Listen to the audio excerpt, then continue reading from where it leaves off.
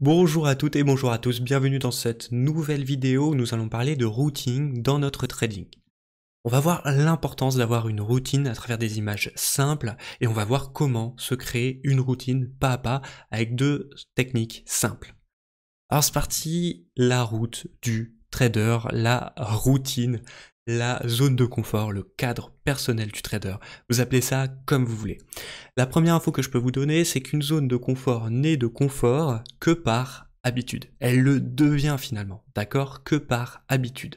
Et ça, c'est très important de savoir qu'une zone de confort, finalement, c'est une routine dans laquelle votre cerveau vous dit « Ah, je suis bien là.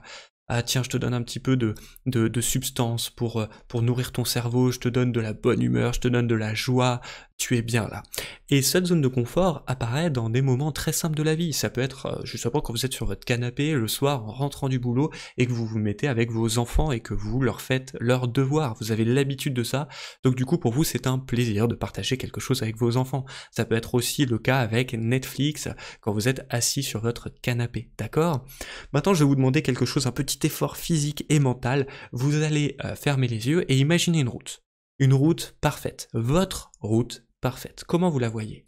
Est-ce que vous la voyez comme cette image-là, c'est-à-dire avec des montagnes à droite, une lande désertique sur la gauche et une très belle route, très plate, limite parfait, sur laquelle vous allez rouler? Comment vous la voyez cette route? Est-ce que vous la voyez plutôt sinueuse, capable de vous faire voyager à travers des dizaines et des dizaines de paysages?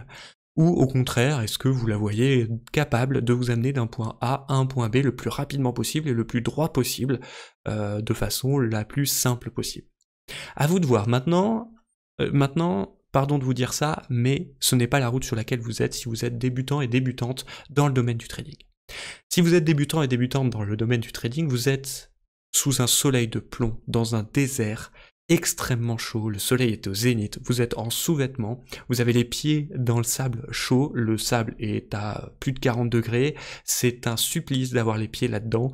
En plus de ça, vous transpirez, vous avez soif parce que ça fait longtemps que vous n'avez pas bu, et en plus de ça, il y a du vent qui soulève des grains de sable et qui viennent vous les fouetter sur tout le corps. C'est génial hein, comme vue. Ben, c'est là où vous êtes aujourd'hui. Vous savez pas où vous voyez pas très loin parce qu'il y a une sorte de petite tempête de sable qui vous gêne à voir, et il va falloir construire de A à Z votre routine, votre zone de confort, votre cadre personnel de trading. Et c'est ça qu'on va voir.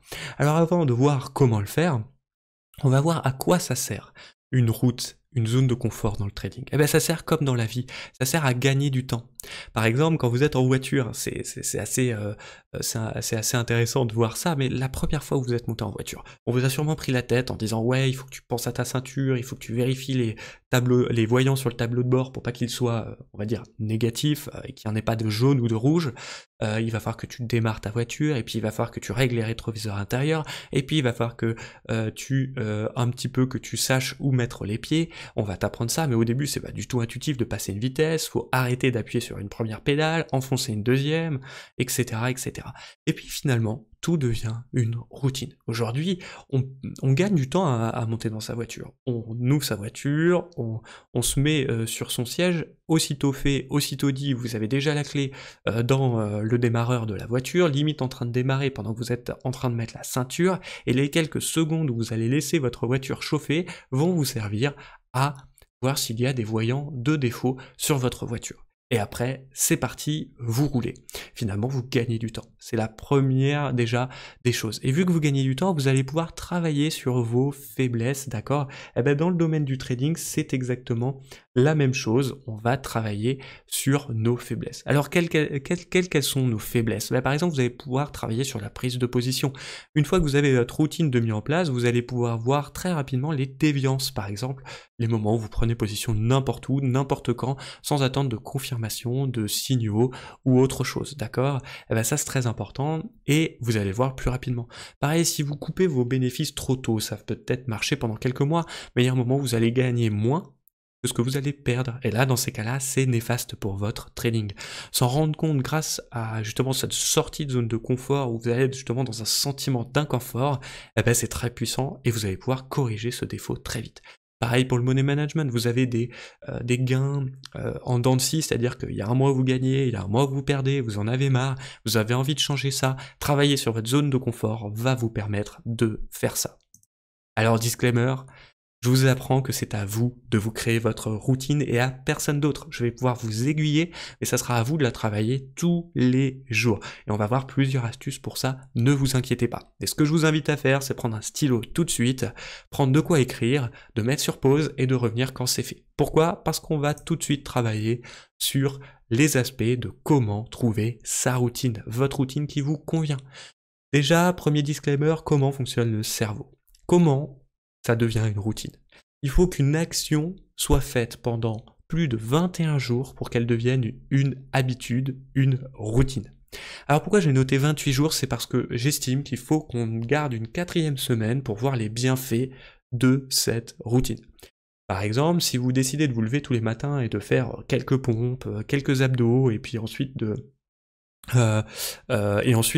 seulement après prendre votre petit-déj, votre douche et de faire votre routine habituelle, donc vous voulez incrémenter ce sport dans votre routine, et ben au début ça va être épuisant. Oh, j'ai la flemme, pourquoi j'ai mis mon réveil 5 minutes plus tôt, j'ai pas envie, c'est votre cerveau qui va vous dire mais non mais sors pas de ta routine, on est bien, on se réveille à 6h30, pas à 6h25. Et puis finalement au bout d'une semaine vous dites ah mais finalement j'ai moins mal au dos. Et puis au bout de 2 semaines vous dites ah finalement j'ai pas fait mes pompes ce matin, ça me manque. Et vous allez continuer. Et au bout de 4 semaines vous allez vous dire ah ben en fait finalement je me prépare plus en une demi-heure mais en seulement 20 ou 15 minutes même, je prends plus de plaisir en fait à être actif, je suis plus dynamique le matin, bah c'est parfait, ça devient une routine, votre zone de confort, ce fameux sport tous les matins. Alors on va voir que justement, on va voir des astuces. La première, c'est à travers un planning. C'est très important d'avoir un planning de trading, et on va voir que c'est ça qui nous donne une certaine routine. Et ensuite, on verra quelques astuces. Vous pouvez dès à présent noter tout ça. Voici un planning. Alors déjà, je vous rappelle l'adage, adaptez votre trading à votre vie. D'accord? N'adaptez pas votre vie à votre trading. Alors, c'est parti, ici c'est mon planning, d'accord, mais vous pouvez vous en inspirer, c'est pour les marchés traditionnels, type Forex, actions, indices, matières premières, et c'est vrai que c'est un petit peu différent pour les cryptos, mais à vous de voir, il y a plus de volatilité le week-end, donc ça vaut le coup peut-être de commencer la semaine le vendredi, je sais que ça paraît bizarre, de commencer le vendredi, et puis finalement d'avoir le week-end comme cible opérationnelle, et puis après de laisser du lundi au jeudi les plans se clôturer, vous donner plus de préparation pour le vendredi. Alors c'est parti, pour le marché traditionnel, voici mon planning, celui que je vous donne, à vous de vous en inspirer et de l'adapter à votre vie. Le dimanche, ma semaine commence. Qu'est-ce que je fais? Je prépare. Je prends un stylo et je note mes plans, d'accord? Donc on va y revenir, mais je vais noter zone d'intervention, take profit, stop loss théorique, invalidation et risque. D'accord? Et je reviendrai sur les TP et stop loss au moment de prendre le trade. Ensuite, je me place des alertes le dimanche soir, si bien que du lundi au vendredi, pour réduire mon exposition devant les écrans et pouvoir tourner des petites vidéos, pouvoir vous accompagner, pour pouvoir accompagner encore plus l'équipe Ultra Bourse, ce que je fais, c'est que je fonctionne sous format d'alerte. Ça m'évite de rester devant les écrans, les yeux ahuris, grands ouverts, et attendre que ça se passe. Ce que je fais, c'est que j'attends une alerte. Quand l'alerte est là, j'ouvre mes écrans de trading, je regarde un petit peu d'où venait l'alerte, qu'est-ce que je dois faire, est-ce que je dois prendre une position maintenant, donc d'où l'intérêt de noter mes plans, parce que sinon je peux les oublier. Je regarde ma zone d'intervention, je regarde un petit peu si les conditions n'ont pas changé depuis l'écriture de mon plan, et j'adapte mon stop loss, mon take profit, et si forcément ce n'est pas le moment de rentrer en position, ben, qu'est-ce que je fais? Je rajoute une alerte, par exemple, une minuterie sur mon téléphone qui dit que à la prochaine clôture horaire, ça va sonner, et je dois prendre position ou pas, si sur tel ou tel niveau. D'accord? Ça permet de réduire mes expositions. Et le vendredi après-midi, vendredi soir, je débriefe mes positions en priorisant mes stop-loss. J'ouvre mon journal de trade, je regarde les trades que j'ai pris, ce que j'ai gagné, ce que j'ai perdu, je trie souvent par les pertes, d'accord? Et je regarde quelle erreur j'ai commis. Est-ce que oui ou non j'ai commis une erreur? Oui ou non? Sinon, ben je passe à la ligne suivante. Si j'ai commis une erreur, quelle est-elle cette erreur? Pourquoi j'ai fait ça? Pourquoi j'ai pris position n'importe où? C'est pas grave, mais au moins j'apprends de moi-même et j'apprends de mes erreurs. Alors oui, j'ai mis un petit attention, mais ça c'est mon truc à moi. Je ne trade pas le lundi matin et le vendredi après-midi. Donc il y a des deux gros trous en fait sur mon planning de trading, mais franchement, c'est pas grave, c'est ma manière de fonctionner et j'en suis très content. Alors on va continuer avec quelques astuces. Vous avez vu, il y a Monsieur Stylo là qui nous regarde et il adore quand vous écrivez des choses, il adore quand vous le prenez avec vos mains chaudes et que vous écrivez sur votre papier et que vous continuez à vous mettre ça autour de votre écran et à vous relire ça de temps en temps. Ça vous fait du bien et à lui aussi il adore ça. Alors première des astuces, notez vos plans, d'accord? Pour noter un plan, c'est assez facile finalement, il n'y a pas grand chose à marquer. L'actif, si vous êtes plutôt acheteur ou vendeur, vos zones d'intervention, pourquoi je dis les zones? Bah, ça peut être une zone acheteuse et une zone vendeuse, d'accord? Ensuite, stop loss et take profit provisoire, un niveau d'invalidation, quel qu'il soit, ça peut être un indicateur aussi, et votre risque au final. D'accord? Risque pourquoi? C'est parce que si la tendance est haussière mais qu'il y a un range qui est en train de se faire, vous dites la tendance précédente était haussière, je vais trader dans le sens de la tendance, c'est-à-dire qu'en bas de range, je vais acheter avec une position traditionnelle, et en haut de range, je vais vendre, mais avec une position plus petite par exemple. Dans ce cas, vous avez deux plans pour un même actif. Ça, c'est la première astuce que je peux vous donner. La deuxième astuce, c'est la fameuse utilisation des rituels. Sachez que vous avez une vidéo d'apprentissage YouTube et que vous l'avez dans les commentaires de cette vidéo, donc n'hésitez pas à la regarder pour comprendre un petit peu plus l'utilisation des rituels. Et sachez aussi que pendant tout le mois de mai, c'est un challenge sur Ultrabourse et que tous les élèves, on va apprendre tous ensemble comment utiliser les rituels et voir si ça correspond à une arme justement pour apprendre à avoir une routine, à avoir finalement une zone de confort, un cadre professionnel de trading. Le but du jeu des rituels, c'est de se rajouter une action dans quelque chose qui n'est pas encore une routine ou dans votre routine traditionnelle. C'est comme ça aussi, au début, cibler des choses très faciles, comme par exemple boire un verre d'eau avant d'ouvrir une position.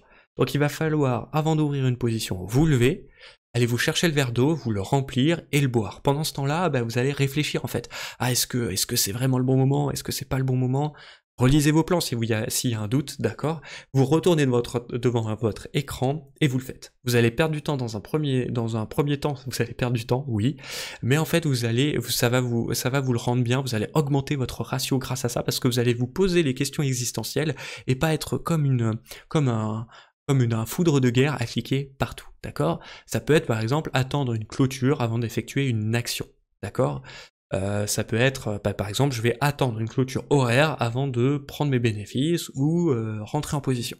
Ça marche très très bien, même sur des unités de temps courts, il n'y a rien qui justifie de cliquer tout de suite et maintenant sur les marchés. Ça n'existe pas, et c'est une grosse erreur de penser ça. Vous pouvez par exemple vous lever avant de prendre position ou de faire quelque chose, vous lever de votre chaise et faire le tour de celle-ci. J'ai utilisé pendant longtemps celui-ci. Ça peut être ça. Il y a un autre, par exemple, je vais parler de rituel. Rituel, c'est différent, c'est à chaque stop loss et take profit, on utilise un rituel. Par exemple, il y a un étudiant qui nous a partagé ce matin, et j'adore ce rituel, c'est qu'il va aller vous regarder une scène culte de Kaamelott sur YouTube. Ça prend 2 à 3 minutes la scène culte, le format est très court de Kaamelott si vous vous rappelez bien, et donc du coup ça va lui permettre d'avoir un rituel, et je trouve que son rituel est vraiment très intéressant. J'en ai fini avec cette vidéo, c'était toute l'équipe d'Ultrabourse, on se retrouve très vite pour une prochaine vidéo, prenez soin de vous et de votre capital. Allez, ciao.